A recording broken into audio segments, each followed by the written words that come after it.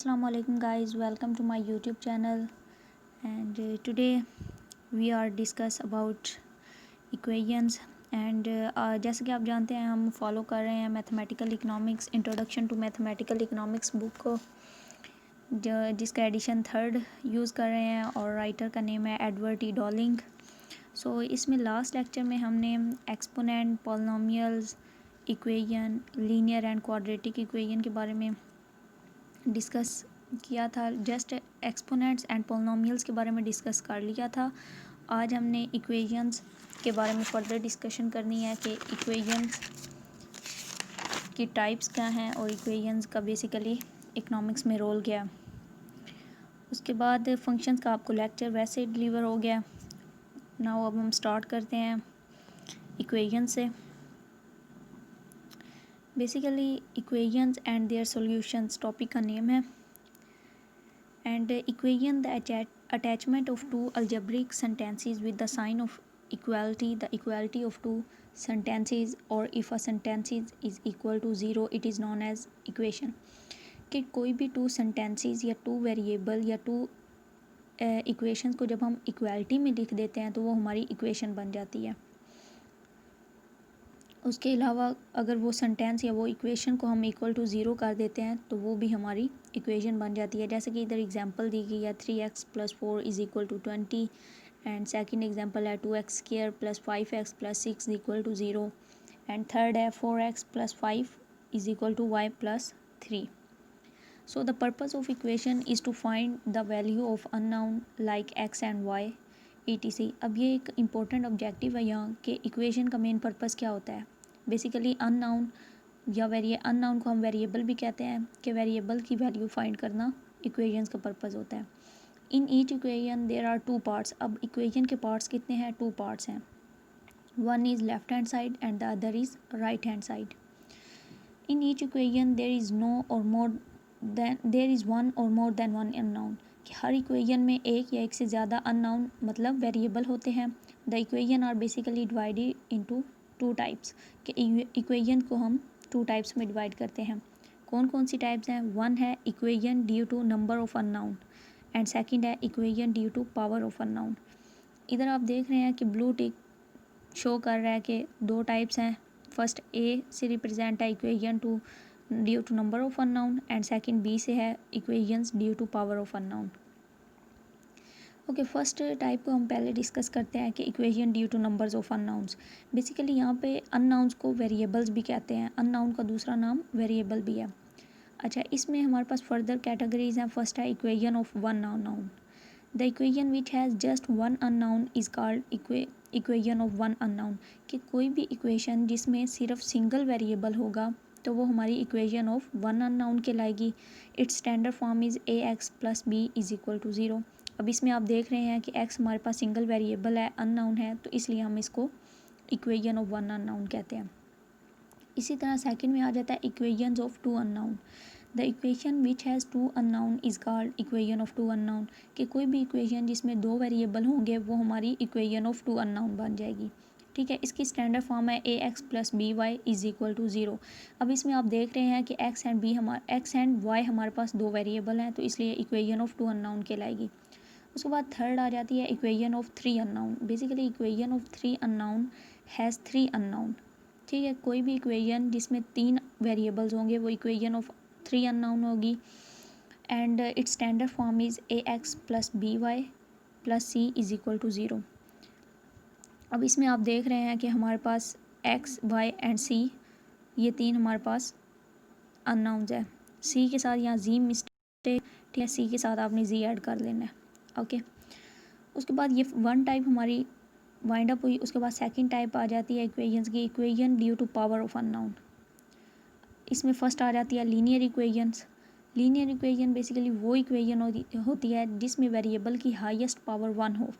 For example जैसे यहाँ पे स्टैंडर्ड फॉर्म दी गई है ax + b is equal to 0। अब x यहाँ वेरिएबल है और उसकी पावर, जहाँ पर x की पावर कुछ भी नहीं होती वहाँ पर x की पावर 1 हम सपोज कर लेते हैं और यहाँ पर x की पावर 1 है। और इसको सिंपल सॉल्व करने का लीनियर इक्वेशन को ये मेथड है कि सारे वेरिएबल्स को उठाकर लेफ़्ट हैंड पे शिफ्ट कर दें और जो बाकी कांस्टेंट है उनको राइट साइड पर शिफ्ट करके इसको हम इजीली सॉल्व कर सकते हैं।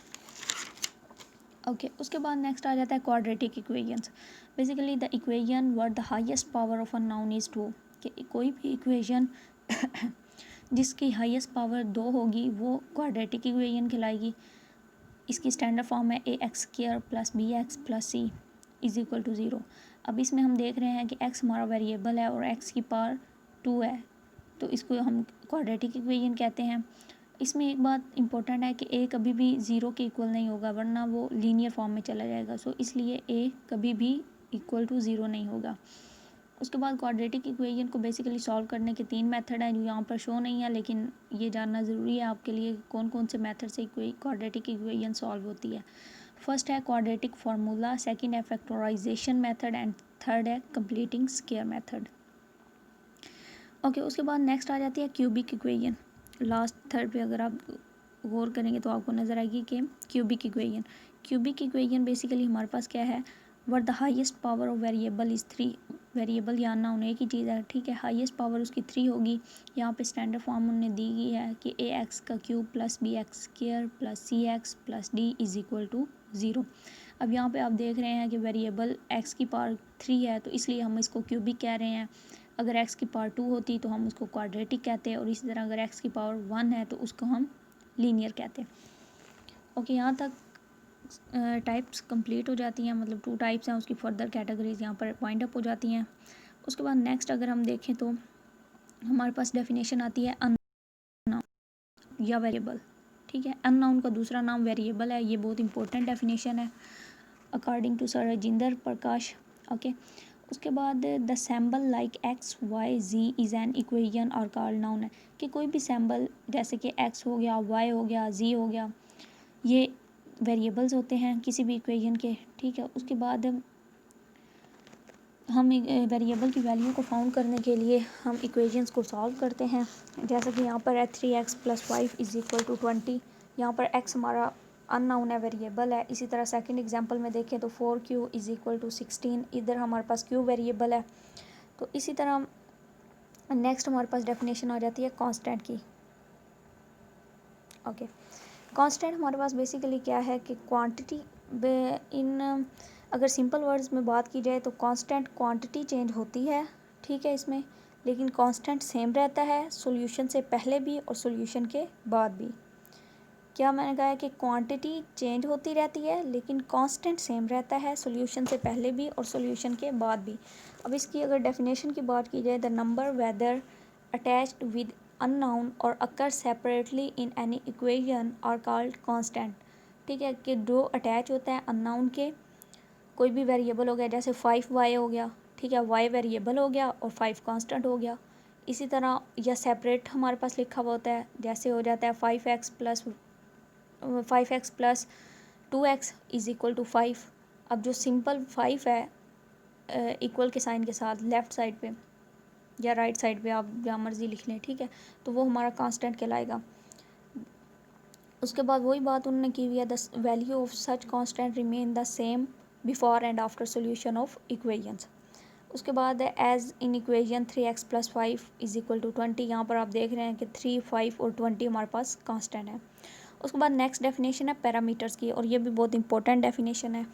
Parameters basically the quantity which में change but there are kept constant during some particular discussion are accorded as parameters, कि क्वांटिटी जिसको जो चेंज तो हो सकती है लेकिन सम पर्टिकुलर डिस्कशन के लिए हम उसको कांस्टेंट रख लेते हैं। अब आप ये सारा पढ़ेंगे तो आपको समझ आ जाएगी। एग्जांपल मैं आपको सिंपल वर्ड्स में समझा देती हूँ कि जैसे अब डिमांड फंक्शन है, उसमें हम सपोज कर लेते हैं इनकम कंज्यूमर की, टेस्ट कंज्यूमर का और प्राइस सब्स्टिट्यूशन की, ये सब सेम है, जबकि ऐसा तो नहीं होता। इनकम तो इंक्रीज़ भी हो सकती है, टेस्ट चेंज भी हो सकता है, उसके बाद प्राइस भी चेंज हो सकती है, लेकिन लॉ ऑफ डिमांड में हम क्या करते हैं कि ये सब कांस्टेंट है, ये सब चेंज नहीं होंगे।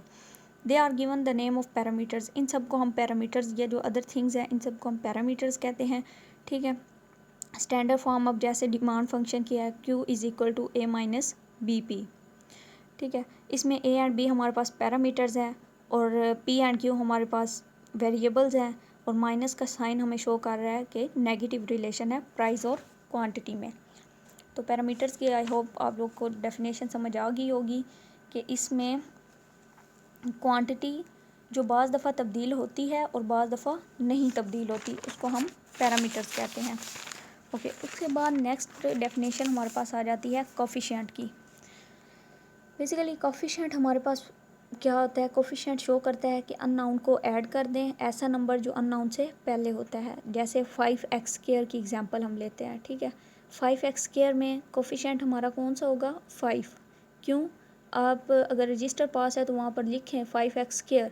x हमें वेरिएबल होगा, x का स्केयर जो होगा वो एक्सपोनेंट या पावर का होगा, और जो लेफ़्ट साइड पे 5 हमने लिखा है वो हमारा कोफिशिएंट होगा, ठीक है। यहाँ पे उन्होंने सिंपल वर्ड्स में बता दिया है the number of constant which lies before the unknown, कि कोई भी नंबर जो अननाउन से पहले लाई करता है उसको हम कोफिशिएंट कहते हैं, ठीक है। The coefficient shows how many times the unknown has been added, कि कितनी दफ़ा अननाउन को ऐड करना है, कोफिशिएंट ये शो करता है। 3x for example 3x were 3 is the coefficient. अब हमने लिखा है 3x, ठीक है। x तो हमारे पास वेरिएबल है लेकिन उसके लेफ़्ट साइड पे जो 3 है वो कोफिशिएंट है। उसके अलावा 3x इक्वल टू x.x.x, इसमें हम x को 3 टाइम प्लस कर लेंगे, या 4p की जैसे एग्जांपल दी गई है सेम वैसे ही। उसके बाद नेक्स्ट आ जाता है पावर, और पावर्स के अब अदर्स नेम पहले माइंड में बिठा लें कि पावर्स को हम एक्सपोनेंट भी कहते हैं, सुपरस्क्रिप्ट भी कहते हैं, इंडेक्स भी कहते हैं, ठीक है। ये सारे इसके पावर्स के ही नेम है। उसके बाद पावर बेसिकली शो करता है कि हमने कितनी दफ़ा अननाउन या वेरिएबल को मल्टीप्लाई करना है। द नंबर और constant which lies above the unknown, ठीक है। मतलब जो अननाउन से अबव होती है, अब अननाउन से अबव तो वो स्केयर आ जाता है, उसका मतलब पावर आ जाती है, तो उसको हम पावर कहते हैं। फॉर एग्ज़ाम्पल यहाँ पे एग्जांपल दी गई है x की पावर 4। x की पावर 4 का क्या मतलब है कि x मल्टीप्लाई हो रहा है 4 टाइम, ठीक है। तो इस तरह पावर हमें यही शो करती है कि कितनी दफ़ा हमने मल्टीप्लाई करना है अननाउन को। ओके, उसके बाद नेक्स्ट आ जाती है conditional equations. Basically conditional equation वो इक्वेशन होती है जो पर्टिकुलर वैल्यू पर सेटिस्फाई हो गई हो। The equation which is satisfied at some particular value of the unknown, इसमें इंपॉर्टेंट लाइन यही है कि पर्टिकुलर वैल्यू पर सेटिस्फाई हो जाए, ठीक है। इसमें हमारे पास लेफ़्ट हैंड साइड इक्वल होती है राइट हैंड साइड के, ठीक है। उसके बाद इसकी एग्जांपल दी गई है 3x + 2 = 8। अब x की वैल्यू सपोज कर ली है हमने 2, और इसको पुट करेंगे तो लेफ़्ट हैंड साइड इक्वल आ जाएगी राइट हैंड साइड के। ओके, ये कंडीशनल इक्वेशन होगी। उसके बाद आइडेंटिटी आ जाती है, ये भी बहुत इंपॉर्टेंट डेफिनेशन है। आइडेंटिटी क्या है, बेसिकली आइडेंटिटी इसमें 3 पैरेलल लाइंस होती हैं। इसकी डोनेशन क्या है, 3 पैरेलल लाइंस। पैरेलल लाइंस का मतलब यह है कि जैसे हम इक्वल का साइन होता है ना, उसमें 2 लाइंस होती हैं, इस तरह एक और लाइन उसको ऐड कर दें तो वो 3 पैरेलल लाइंस बन जाएंगी, और इसको हम आइडेंटिटी कहते हैं, ठीक है। उसके बाद इसमें 3 पैरेलल लाइंस होती हैं, इसमें कोई भी वेरिएबल की वैल्यू पुट करेंगे तो इक्वेशन सेटिस्फाई हो जाएगी। अब कंडीशनल इक्वेशन में आपने बोला था कि सम पर्टिकुलर वैल्यू पर इक्वेशन सेटिस्फाई होती है, लेकिन आइडेंटिटी में क्या होता है कि कोई भी वैल्यू हम पुट कर देंगे तो इक्वेशन सेटिस्फाई हो जाएगी। In such situation both the sides left hand side right hand side equal हो जाती हैं, ठीक है, और इसमें पर्टिकुलर वैल्यू की ज़रूरत नहीं होती। एंड सिंपल इसमें जैसे अब एग्जांपल के तौर पर ने दिया है x = 2 एंड y = 3, ठीक है, ये इसकी एग्जांपल है। ओके, इक्वेशंस, पैरामीटर्स, कोफिशिएंट, ये सारा लेक्चर आई होप आपको समझ आ गया होगा। और उसके अलावा अगर आपको कोई क्वेश्चन समझ नहीं आया या कहीं से कोई प्रॉब्लम है तो आप कमेंट में हमें बता सकते हैं। उसके अलावा अगर आप हमारे चैनल पर न्यू हैं तो सब्सक्राइब करें, और वीडियो पसंद आई है तो लाइक करें। And best of luck, thank you so much, stay home, stay safe, thank you.